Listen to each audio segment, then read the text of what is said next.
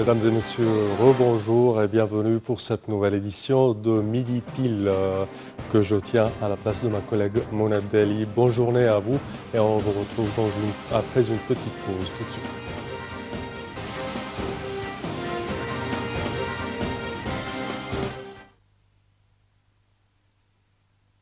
Chers téléspectateurs, on commence avec notre première information d'aujourd'hui, que l'Égypte va participer, ou la délégation égyptienne va participer à un des activités et des événements les plus renommés de par le monde dans le tourisme international. C'est la bourse de Berlin du tourisme.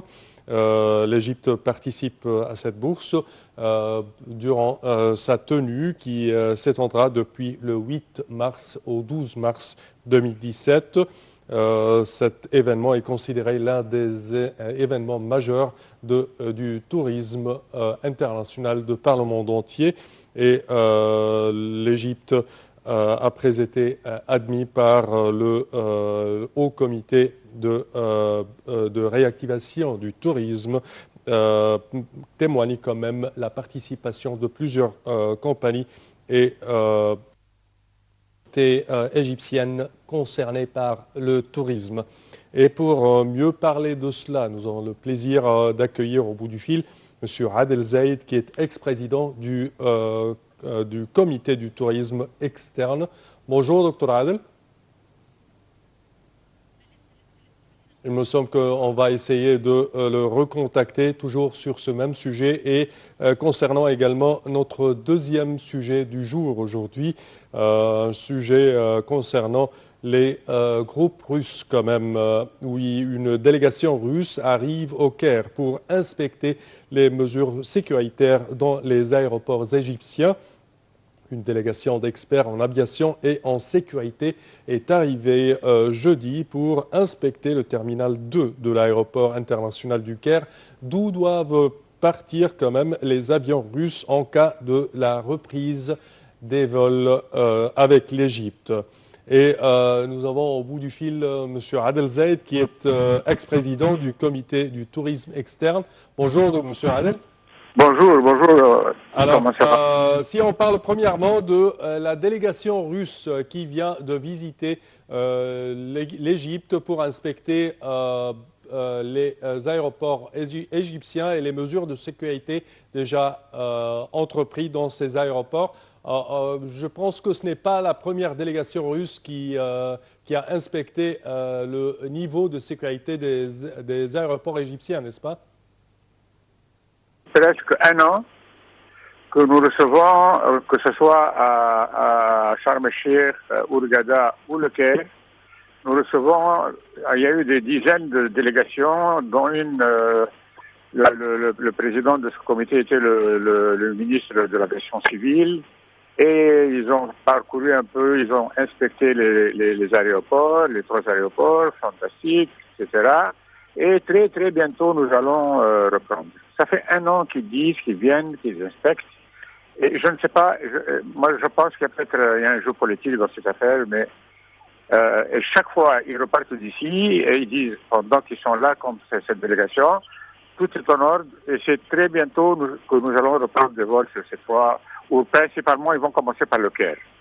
Parce que le Caire, c'est, tout le monde à un moment donné s'est étonné quand ils ont pris la décision de boycotter l'aéroport du Caire, parce que c'est des avions, c'est un vol régulier, ce n'est pas des charters. Donc, qu'est-ce que rentre un vol régulier avec l'incident qui s'est passé à Sharm el-Sheikh? C'était un avion en charter, et Égyptaire faisait la connexion entre le Caire et Paris, le Caire à Moscou, aller-retour. On ne sait pas pourquoi ils ont arrêté parce qu'il n'y avait absolument rien à ce moment à l'aéroport. Il n'y a rien eu à l'aéroport du Caire. L'aéroport du Caire a toujours été très sûr, etc. Donc, je ne sais pas. Pour moi, il faut voir et croire. Pour le moment, je ne sais pas. Je suis sceptique. Parfait. Parce que ça fait un an. Oui. Espérons, oui, justement. Je ne sais pas qu'est-ce qui freine. Je ne sais pas, je fais un parallèle. De toute façon, je pense qu'il y avait des déclarations du président russe, Vladimir Poutine, que les Oui. groupes russes vont être rétablis prochainement, début Oui. 2017. On Oui. est au deuxième mois. Espérons Oui. que ça Espérons. s'accélère un tout petit peu. Nous sommes, par exemple, dans le même cas avec la station nucléaire d'Aba. Oui, oui. Tout Poutine avait dit avant la fin de l'année 2016, nous allons signer. Bon, on n'a pas encore signé. Donc moi, je pense que, je sais pas, je ne veux pas rentrer de la politique, mais je ne sais pas pourquoi ces deux projets sont un peu remis et chaque fois on va inspecter, bon, très bien. C'est très important que ça reprenne, pour que ça reprenne comme relation publique. Quand le monde entier va voir que les Russes, à qui ils disent qu'on a saboté l'avion, c'était une bombe, enfin, reprennent, c'est très psychologique. Pour moi, c'est une opération de relations publiques. Mais comme revenu pour l'Égypte, non. Parce que tous les charters, que ce soit les Russes, les Allemands, les Polonais, etc., opèrent à Hurghada, à Sharm el-Sheikh et Marsa Alam à des prix, je ne sais pas comment, je ne veux pas dire qui défient toute concurrence, la semaine à 400 euros, 450 euros. Tout inclus. Le vol, le transfert de l'aéroport de la ville aux hôtels, les 3 repas, les boissons, alcool et non alcooliques, tout est inclus à 400-450 $. Tout le monde est perdant dans cette affaire, surtout que le ministère du Tourisme finance les avions de charter. C'est-à-dire que si l'avion est rempli c'est l'accord, à 60%, donc il reste 40% des fauteuils, des chaises qui n'ont pas été vendues, c'est le ministère du Tourisme égyptien qui paye ça en dollars aux compagnies charter. Espérons pour le mieux. Notre deuxième information aujourd'hui, c'était concernant la participation de la délégation égyptienne au ITB, à la bourse de Berlin. À Berlin. Oui, à Berlin. Oui. Écoute, le ITB, c'est un des salons, c'est le salon le plus important, le salon du tourisme le plus important au monde. Oui. On a 186 pays, mais c'est pas les pays qui participent, c'est les agences de voyage, les compagnies aériennes, tout ce qui a rapport, les hôteliers, tout ce qui a rapport au tourisme. Depuis 2011, disons 2012, oui. Nous assistons, depuis 1962, 66, pardon, nous assistons à ITB. Depuis la Révolution jusqu'à aujourd'hui, nous avons assisté et on n'a eu aucun visiteur parce que les gens, surtout pour le programme classique qui inclut le Caire, les tours opérateurs mondiaux, surtout européens, ne sont pas intéressés à venir en Égypte pour le moment.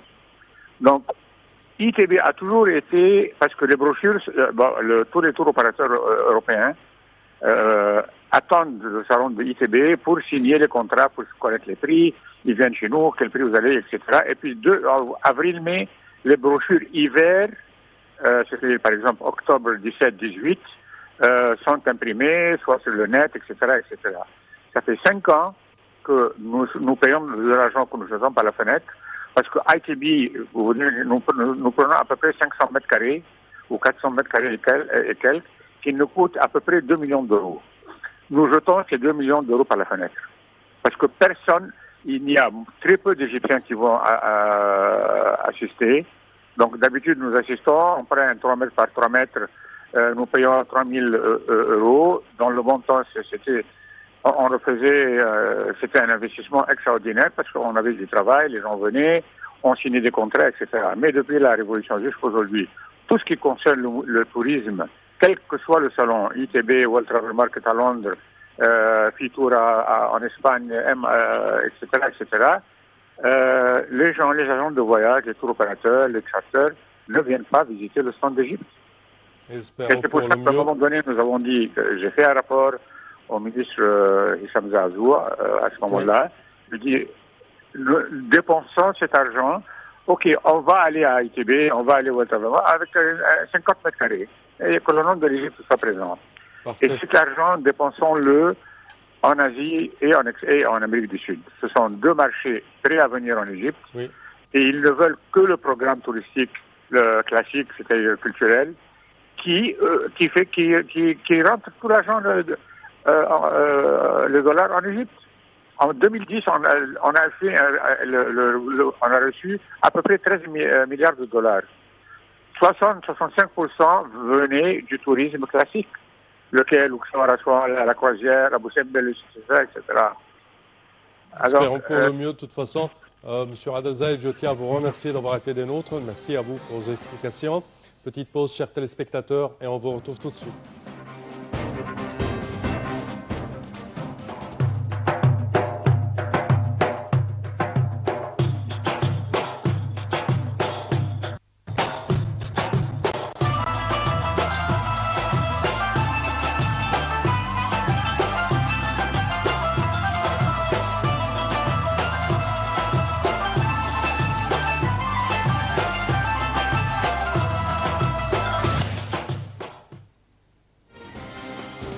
Et on poursuit, chers téléspectateurs, avec nos reportages. Cette fois-ci, on parle des livres religieux chez les pharaons. Les livres religieux chez les pharaons sont nombreux quand même. Chaque livre abrite des textes qui contiennent un sens différent de l'autre. Ces textes, les artisans l'ont utilisé, prononcés quand même par des parois de tombes et les sarcophages, plus de détails sur ce sujet avec notre collègue Wael Saïd.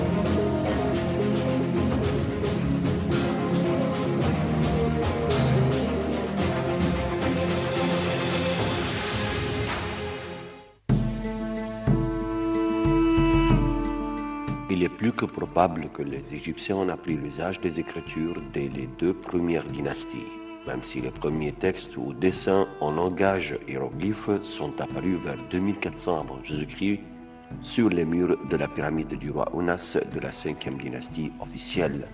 Désormais, ces écritures continueront d'être peintes, gravées ou recopiées sur de nombreux mastabas ou tombes de nobles et sur la plupart des pyramides royales pendant toute la période de l'Ancien Empire.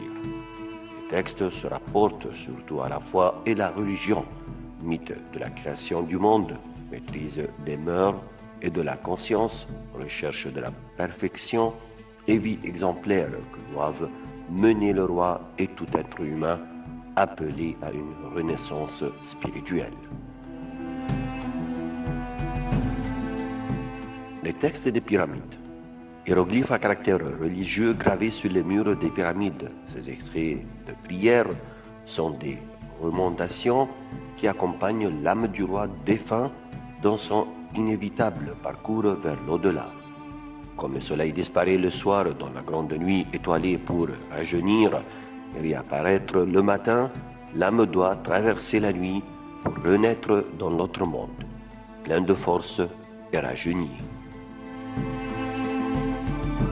Les textes des sarcophages. Message plus court apparu vers la fin de l'Ancien Empire essentiellement sur des tombes de notables et qui reprennent en partie les textes des pyramides auxquels on a ajouté des croyances locales. Ces écrits sont basés sur des réflexions théologiques qui vont elles-mêmes inspirer les formules du livre des morts.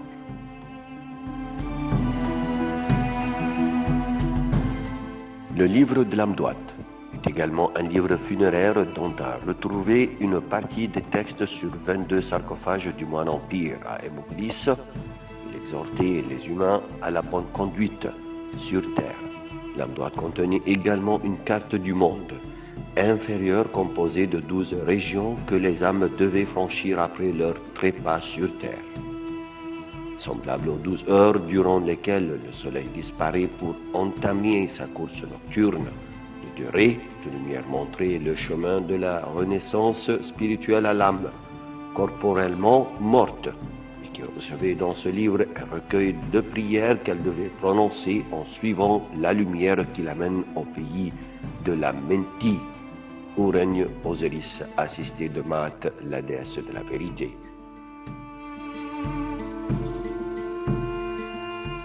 Le livre des morts, ou livre pour sortir au jour, ensemble de formules magiques le plus souvent écrites en hiératique sur papyrus, placé avec la momie dans une sépulture.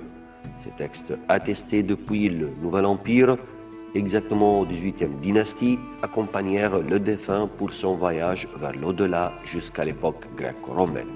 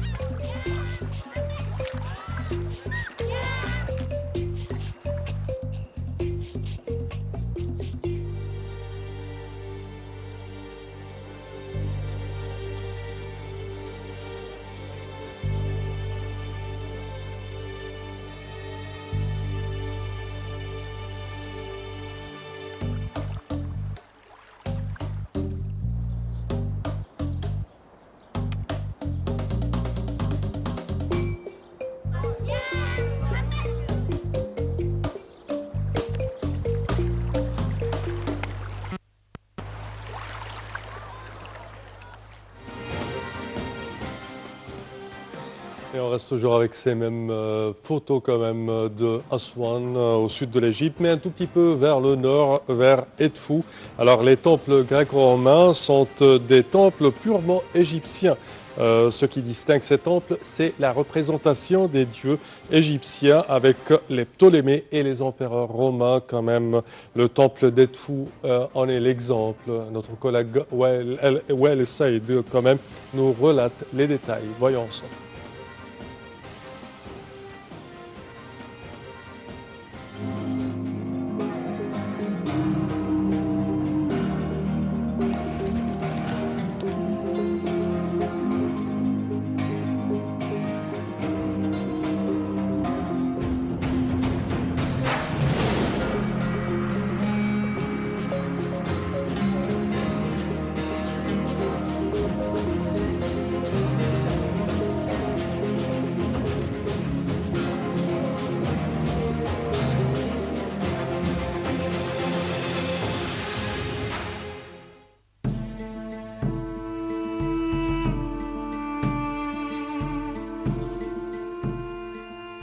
Le temple d'Horus, parfaitement préservé, est tel point qu'il donne l'illusion d'être un bâtiment de construction récente. C'est un des seuls édifices de la vallée du Nil qui permettent de se rendre compte de la façon dont s'organise un temple égyptien.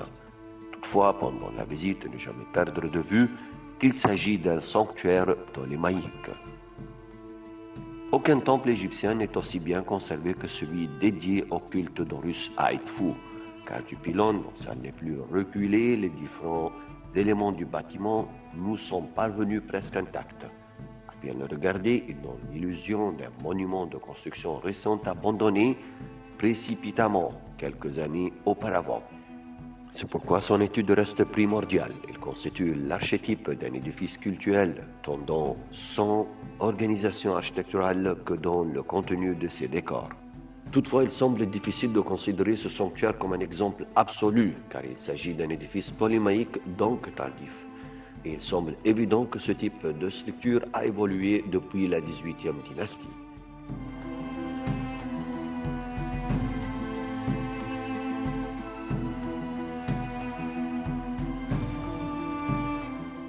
Fait rare en Égypte, Les textes révèlent avec précision sa date de fondation, le 7 Épiphie de l'an 10 de Ptolémée III, qui dit 23 août de l'an 237 avant Jésus-Christ. Comme inauguration, le premier roïque de l'an 25 de Ptolémée XII, qui dit 5 décembre de l'an 57 avant Jésus-Christ. Ainsi, contrairement à de nombreux temples sans cesse remaniés au fil des siècles, celui d'Edfou est parfaitement homogène. En effet, pour une construction égyptienne, il a été édifié sur un laps de temps relativement court.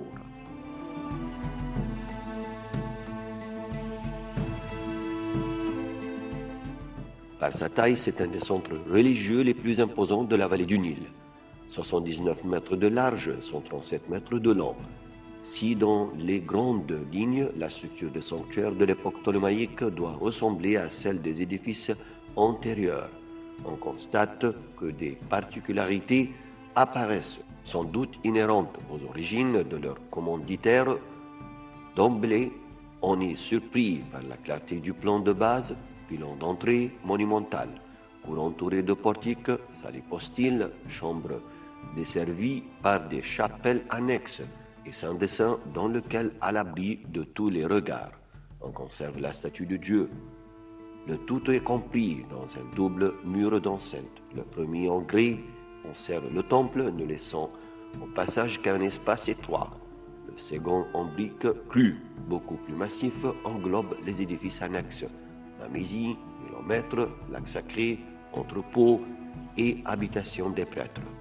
Tout s'organise pour que le naos soit la pièce la plus centrale, la plus étroite, la plus basse de plafond et la plus élevée de sol, donc la plus sombre.